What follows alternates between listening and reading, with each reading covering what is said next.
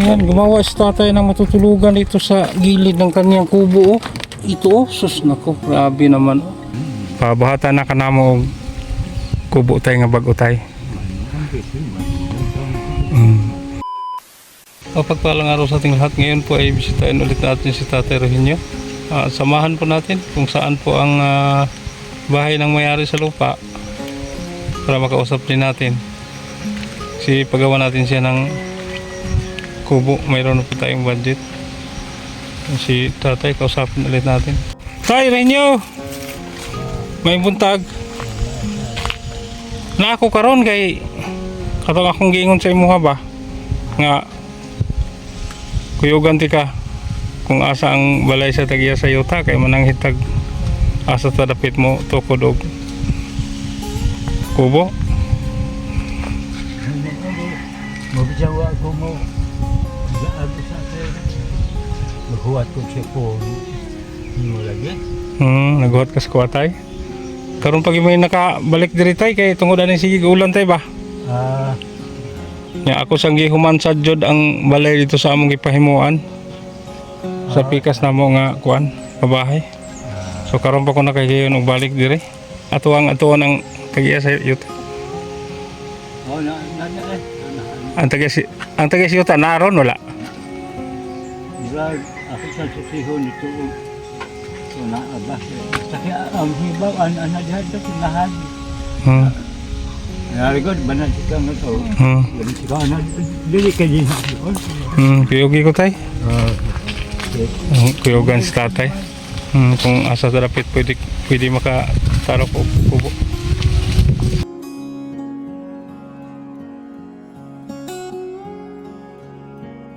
Mga kabro, sinamahan natin si Tatay Rohinyo kung saan pwede tayo makatirik ng kubo. Aray? may lubi mo na sa plana niya to boss. Ato ko na ito dito tay. Masig. Kibawa nang nagpuyo dito tay. Yan ang napakahirap mga kabro. Wala po dito ang mayari sa lupa. Hanapin po namin ni Tatay Rohinyo kung saan nakatira.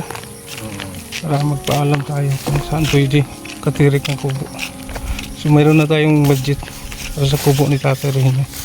Ang ating asiksuhin muna ngayon ay yung lupa. Ititirikan natin.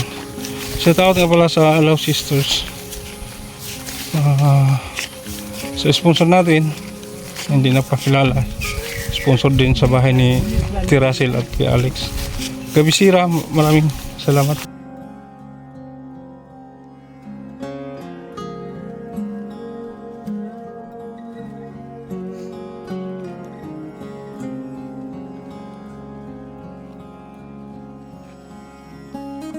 Pakalayo tay. Wala sa bahay nila ni tatay. Ngunit lang na din Mga kalahating kilometro. Ito po yung ano tay. Kanang utlanan sa lupa tay. Oo, may ano.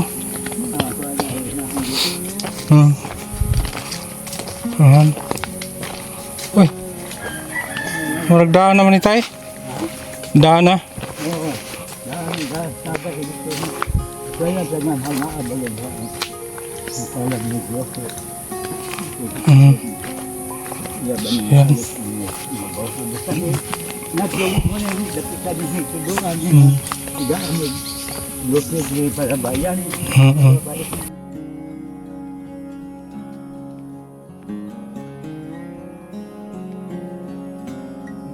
Malawak po ang lupa nila ni Tatay Rohinyo noon. Sila po daw ang nag-uma dito.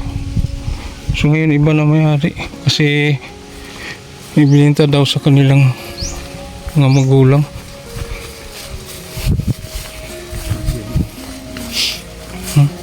So napakalayo.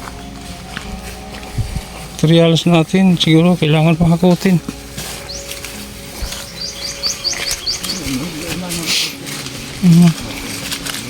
May balon dito.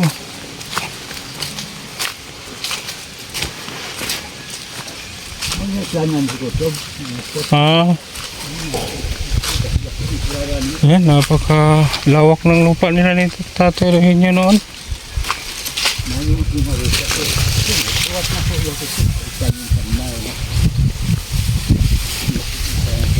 Kamoy nag-umadri sa uno tayo?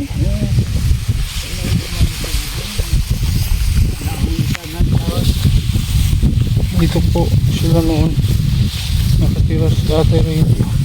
Sa kanila po ang lupa dito noon. Kaya lang bininta sa kanilang magulang. So wala na silang natirang lupa.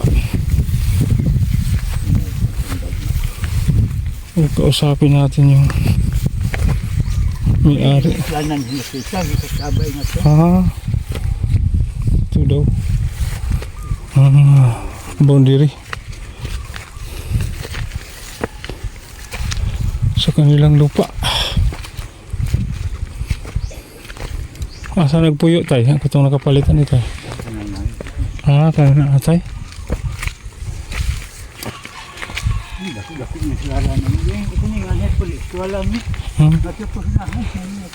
Wah, nakuha sa inyo ito tayo na? Tangan daw yung papatay. Ang utang daw ang papa ni Tatay Eugenio noon. Kaya ano yung lupa. Ay, sana meron tayo tayo.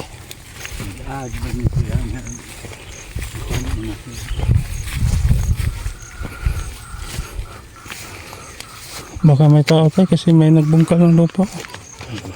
Yan, ito po yung lupa ni Tatay no, pakalawak hanggang doon no.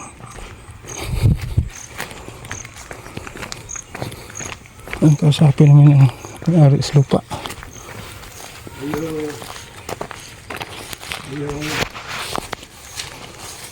May ano dito, kulungan ng baboy. Pigiri.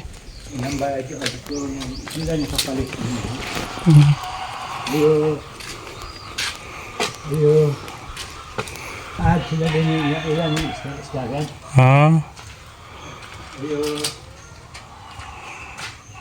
Parang wala tao tayo. Baka malis.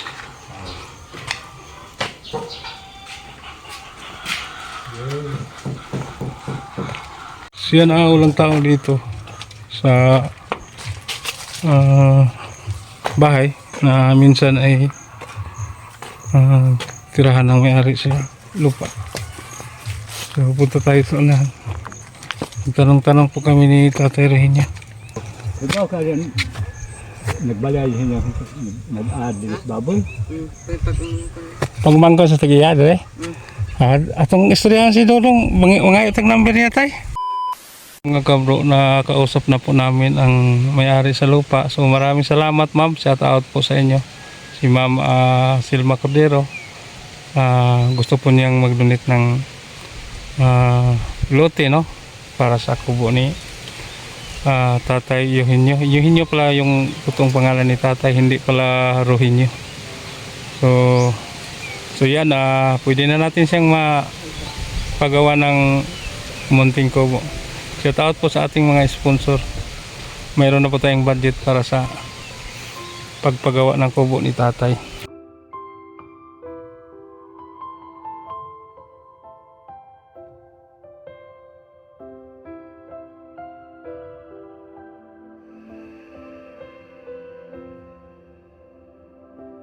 Okay na tayo no, nakausap na natin yung may-ari sa lupa tayo sa ating telepono. Pumunta daw siya dito, mag-schedule lang siya kung anong oras o araw na makita tayo dito tayo ha. Pabuhatan na ka na mo kubo tayo nga bago tayo. Para di na ka mag-antos ano imuhang kubo tayo ha. Kay puting paita ni tayo, tanawa ko tayo, tingula na. Kay bawa ko tayo nga matulo ni tayo no. Adto ko sa nandiyan sa purok, kabahan sa purok. Doon kayo matulog minsan sa purok? Purok dahil sa tuwan, kulihan, may huli. Sa punay mong giikuan di tay? Ako nang gisawsagan o kahoy na ako yung mga... Yan, gumawa si Tatay ng matutulugan dito sa gilid ng kanyang kubo. Ito, sus nako, grabe naman.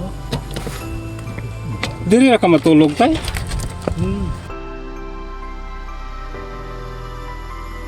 Dito tayo no? Ng floor, asa po na Bugnaw man ang flooring tay. flooring. Nga motulo pag dihang mulan tay. Mao nga naghimo na lang kagamay po dihang kuan tay. Kanang barong-barong po diyan kilit. Yung barong, no? Nya ang gihimo pag ni tatay nga bubong kay isa ka pligo nga sin mulupad naman na tay. Mo hangin tay no? Yan apa kay makaon karon tay? Na,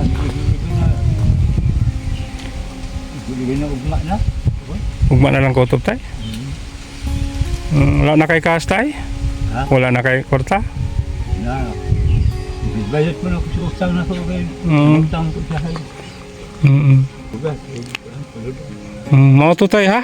Kay mo anak ka na magpayag tay para di na ka magantos na ni imuhang kubo nga murag tangkal sa baboy. Lagi may noon. Ay, kasi man taon. Mag-order na tayo ng materialis mga kabro. Mayroon na tayong budget para sa pakubo natin kay tatay. Tugnaw gila tayo. Nagimihimo ito sa taon sa tatay. Dihag 40 taong pagka pitusa. Sus. Yang ini. Sus, kuyawag makamangan ka dihag bitin tay. Tay, naiday ko'y ihatag sa imo tay. Gikan ni sa atong sponsor po from Baguio City. Ipalit nagbugas tayo ha? Sudan tayo?